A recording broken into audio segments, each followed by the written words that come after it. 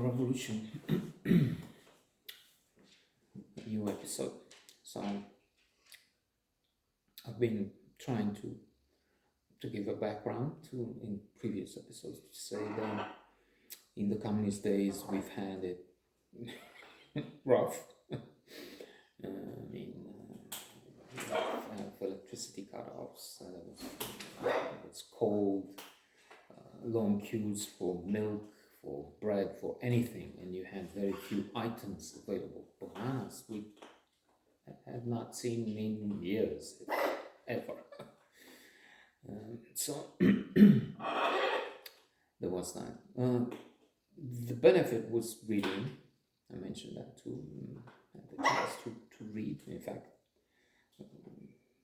there was little or no alternative to reading classics. What would you do? Spend time in front of television for 2 hours and watch Ceausescu doing stupid various things, lying. We're preached nirvana. We live in heaven, and in the West they live in hell. Well, the opposite was true. In fact, let me tell you this joke, which I used to tell visitors after the revolution. I'm jumping ahead.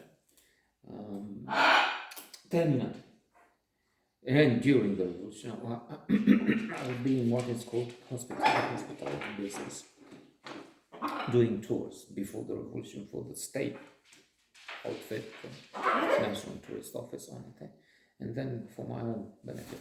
Even before the revolution, there would be this subversive move. There would be things done unofficially, and maybe I should set myself a plan to mention this in some of the next episodes. How that's a dizzying to undermine the socialist system, doing some capitalist tricks for my own benefit. And how I told people coming from outside what the real deal is, which is like with this joke. So when they would arrive, they would be very people from England.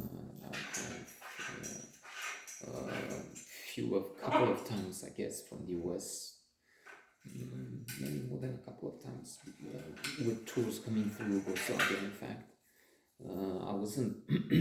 So it was like that. It's not what you know; it's who you know, and therefore, not having connections. My mother was a worker, typograph. She was working at a machine in a printing machine. And my father was sort of a technician, in between, I would say, a worker and an engineer, but a very, very, very clever man, who had his own business in a way. I mean, he worked for the state factory like 99% of the people, I'd say. Not 100%, there will be a few. I will meet one who had a sort of cooperative, friend of Dan Stamate. So I'm getting further away from the joke I was supposed to say. Eventually, Shah will come back. So far, I was taking various things from newspapers and magazines, which some of them were hard to find at a certain point, or everything, to ties. He knew a fellow working at the factory which is making ties, and they would get some ties, and they would have those ties, a couple of them arrive at home, and would give some ties to the one with the magazines, and so would be a middleman, a sort of trader through this trade. Not really, I mean, we still lived in 2 rooms, but we had a sort of a little benefit. And I'm also pretty sure, 95% sure, that he would do this for fun, for pleasure, not just for the small profit. In fact, barter in goods, some magazines, some ties, and whatnot. So, coming back to the joke, which I would tell visitors, that I was trying to say that I had visitors from Britain, some from America, but mostly they would send me to the unprofitable, the tedious, the tormenting jobs, because I didn't have connections, and it was not what you know, but who you know. So, in a society where some animals are more equal than others, not theory was one, practice in communism is another, as we can see in all places, all places. North Korea, they have a tyrant who's above all. He has the acolytes, and then the masses living in hunger, dying of hunger. I understand that. It's getting so bad. China as well, even if China is different because they introduced elements of capitalism, but still cheap, but desperate. Then some of the nomenclatura, and then not just as doing what they did to Tibet, they want next with Taiwan. They've done it recently in Hong Kong. So anyway, and they would send me to Slanik Prahalvan, Slanik Moldova, Felix, Kalimonech, places, resorts where old folks would go, senior citizens would go to drink waters, mineral waters, which are supposed to cure diseases. Sometimes they did, there was an improvement. And bored to death. I mentioned in Felix, horny and unable to do anything about that.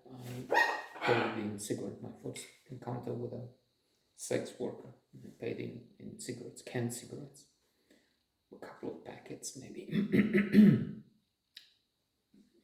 which represented, which were as good as dollars in those days.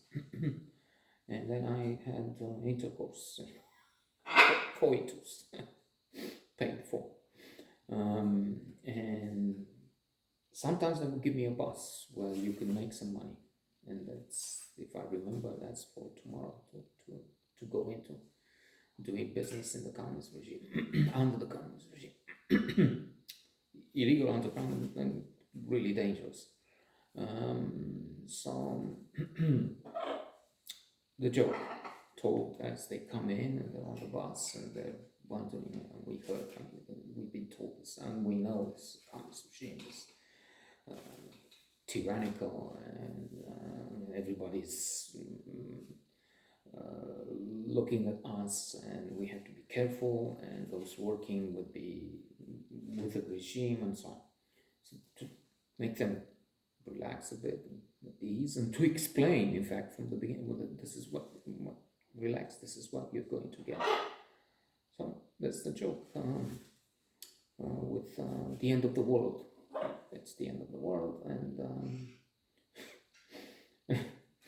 I'm laughing because it was a joke, but now with climate change, then Putin saying yesterday that, well, he's not bluffing. Nuclear weapons touch the provinces we've occupied in Ukraine, and which will soon have a referendum and will declare themselves territory of Russia, to attack Russia. And then we're not bluffing, we'll use everything, which means nuclear powers. So at the end of the world, and the American and Russian presidents come on that television and they say, okay, don't worry, we have the spaceships, we can leave the Earth. And at the same time, the Romanian General Secretary, Ceausescu, forever, of course, if this is happening in 50 years' time, or 100 from that day, still have his son, or inborn terminal. And he will say, he will say, don't worry, we're at least 100 years behind. Which was true. We're just